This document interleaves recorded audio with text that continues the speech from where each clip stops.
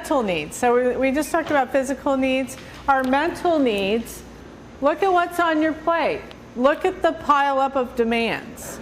Like, what are your stressors? What is making you feel overwhelmed or pressured? And sometimes the list is really long, and one of the ways to clear our minds is to minimize or eliminate the multitasking that we try to do. And I've been pretty good at that over the years. There's a period in my life when I was working full-time as a pastor at a large church. I was in graduate school full-time, and I had a 6-month-old baby. So that was a lot to try to juggle. And I can remember trying to write research papers while I've got the child in the tub and I've got the toilet seat closed. So I'm sitting on the toilet with the child in the tub trying to write a paper and talk on the phone or something like that. And so I probably spent a good 20 years of my life living like that, and I had to quit.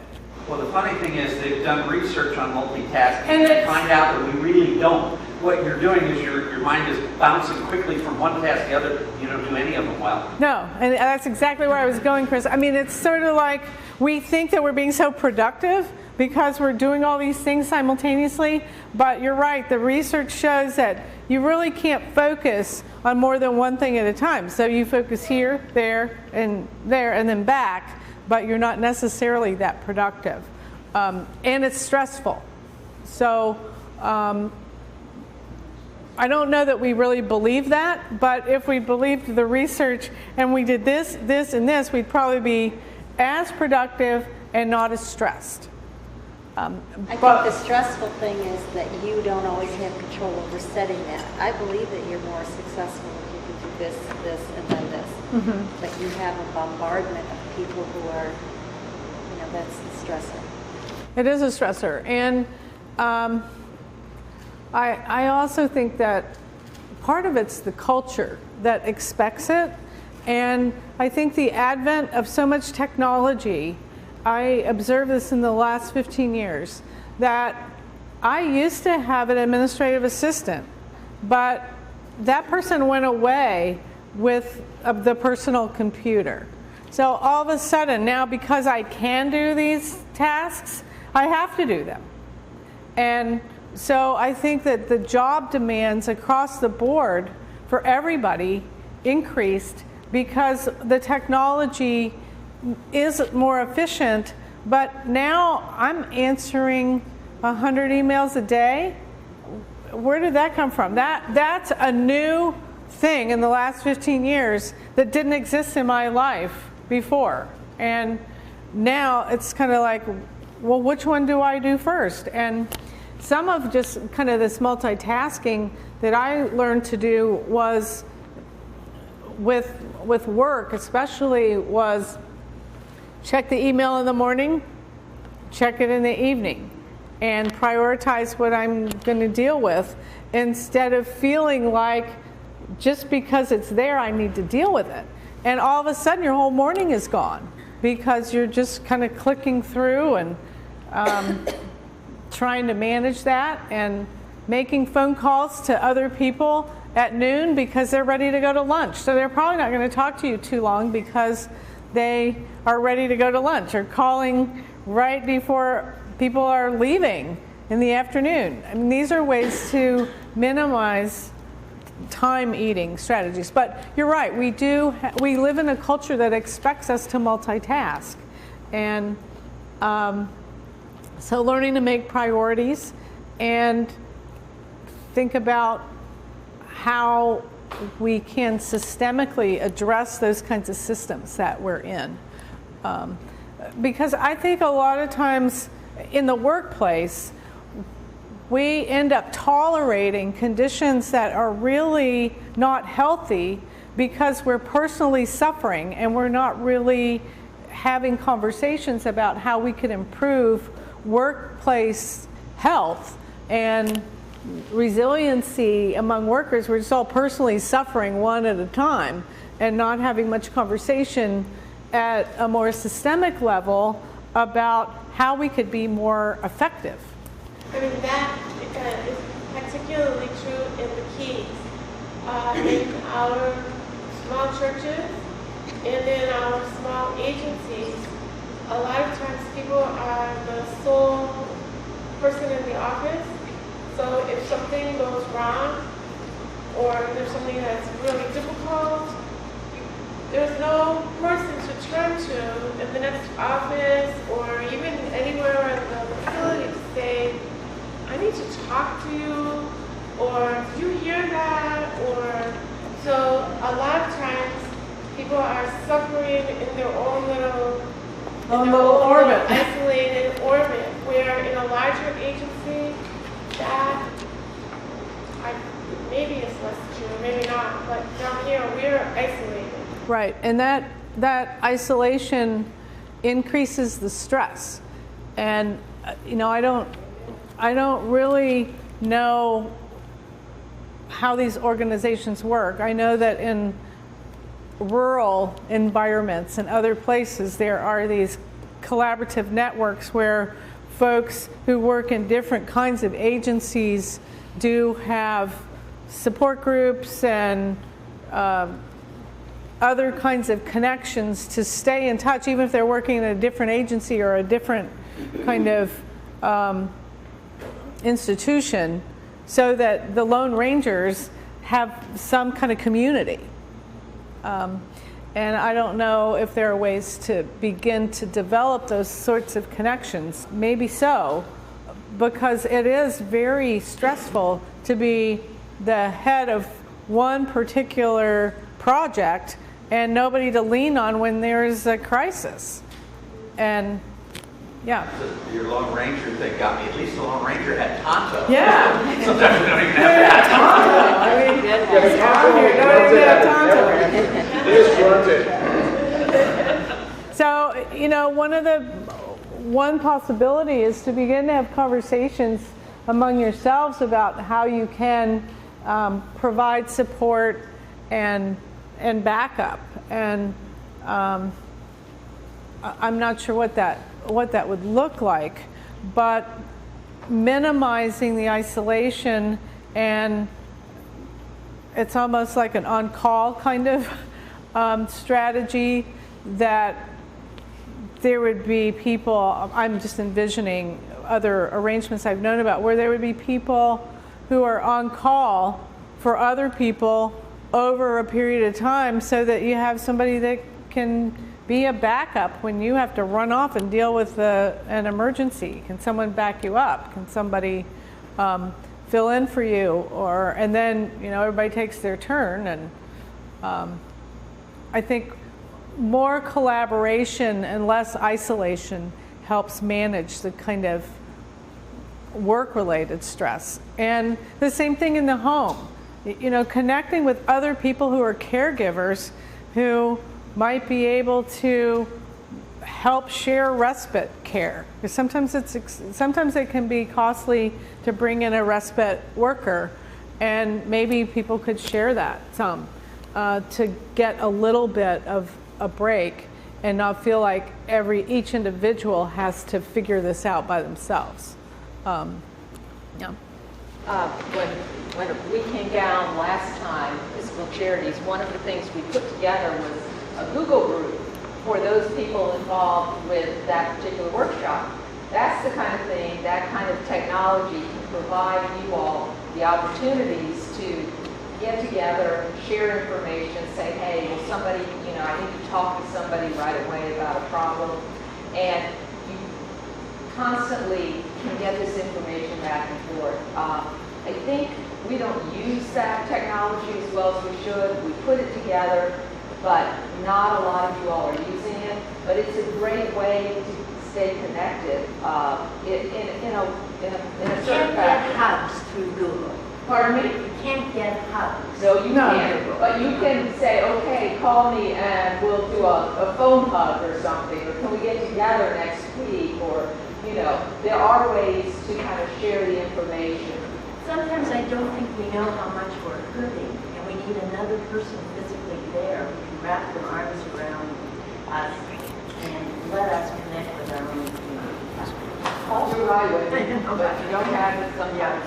Also, sharing ideas about the problems that you face and how someone else is handling them. Oftentimes speaking to someone will be a great help in this area. Absolutely. Right. Just Speaking is a lot better than I'm sorry. No, I agree with you 100%. Sometimes, though, that's the way to make the first connection and then to figure out how else to get together. right, and that's, you know, that's the benefit of technology. So we can use the connecting benefits of it and try to minimize the life-stealing parts of it, that it just will rob you of your whole life. And now we've got to deal with people who are addicted to technology. So that's a problem. Also, stressful thinking. Shoulds and oughts and musts and have to create stress. And all it takes is a little tweak of that language to reduce some of our stress. So instead of I always and never, you can change it to most of the time and rarely. And that gives us a little bit of a break. That I have to, just saying that, I have to creates pressure. If you would say, I'd like to, and it's important to, I'd like to get these things done today. That's a whole lot less stressful than I must get these things done today. Because now you're just kind of beating yourself through it. I'd like to get them done. The outcome's probably going to be the same, only you're going to beat yourself up less if you said I'd like to instead of I must, or I should, or I ought to. Just changing it so it gives you a little bit more, I just think it's a little bit more gracious. And we can all use a lot of grace. So if we would tap into offering ourselves the graciousness of language that's not so demanding, I think that would reduce our stress a little bit. And reframing failures as mistakes. It's the same kind of thinking. If something goes wrong, it's very stressful and it contributes to our fatigue if we think of it as a failure. And if we say, well, everybody makes mistakes and that was a mistake, I got to get up and go forward. A mistake, again, it's a gracious thing. We give ourselves a lot more forgiveness for a mistake than a failure. The other day on NPR, they were talking to this scientist who teaches a course on ignorance. And I heard that. Well, he said something really great. He was Enrico Fermi said that if you have a hypothesis and your experiment confirms it, all you have is a measurement. If you have a hypothesis and the experiment doesn't confirm it, he says then you have a discovery, which I thought was a different way of looking at it. It's not a mistake, it's a discovery. It's a discovery, right. And that's a similar thing. And in that program, he talked about how we tend to kind of end up with results that we think we know how things are, and so we organize he was talking about research, but we organize our research to support a hypothesis rather than not knowing and being open to discovering. And that seems more freeing than being organized by getting from point A to point B. And the same thing about the failure. And we've all heard about people like Thomas Edison that wouldn't have discovered the light bulb if he hadn't had so many failures. And I heard another saying that said that we give up just before we're about ready to succeed. Isn't it great? I found another thing that doesn't work. Yeah. Rather than making a mistake, it's another thing that didn't work. Yeah. That doesn't take too much time, energy, and no money to change our thinking about, well, I'd like to get these things done. And if I don't, there's tomorrow. And I think that helps us prioritize. one of the things that I used to get trapped in was I would do the things I either liked to do or that I could check off my list really fast so it looked like I had done a lot of things. And I was so driven by my list that I would write things on the list I had already done and then check them off.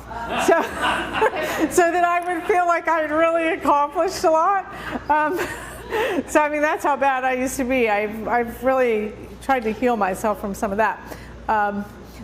But when we have so much and we're this single person, really trying to figure out what is the most important thing to do today is so much easier than having a list with a long list that we tend to think is equally important.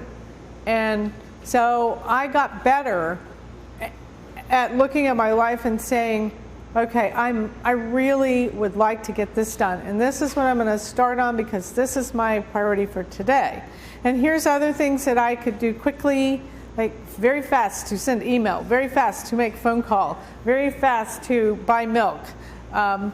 But you know, have difficult conversation with colleague moves lower and lower on the list.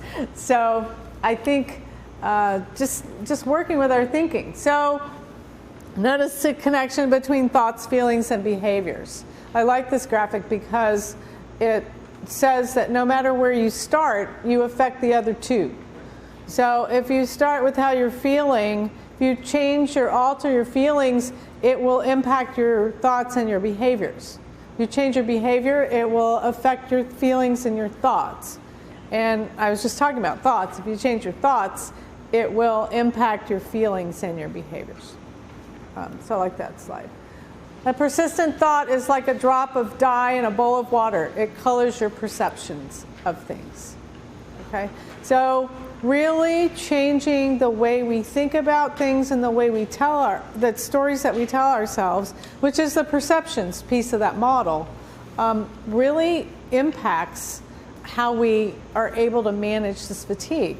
So if you're a caregiver, you can say to yourself, I just need to do what I have to do today. Instead of like, I have this long chronic experience before me, how will I ever survive? So the day at the time mantra is really helpful. And okay, right now this is what I need to respond to. And we tend to take the long view, and by the time we've told ourselves all the things we're going to have to do, we're exhausted and we haven't even started. That's the AA philosophy also. You only have to be sober for this minute, and then the next minute, Then the next minute. 1 minute at a time. Exactly. And one of the key things too is to be able to say no and not have more things put on your plate. And in budgeting, you develop a line. Here are the things we must do, and here are the things that are nice We'd like to do. And then there's another chart that says that things are fast or take longer. Yeah. And then are they important or Or less important? Right. So as you work through those, if it's fast and important, you're going to do that. If it's fast and less important, you're not going to do that. If it's longer and important, you want to do that. If it's longer and less important, forget it. Right. And that, I think that helps. That's very helpful to kind of ask yourself, and your chart's really useful there, Kirk, in terms of that helps you get a priority, and in terms of budgeting your time and how we organize ourselves.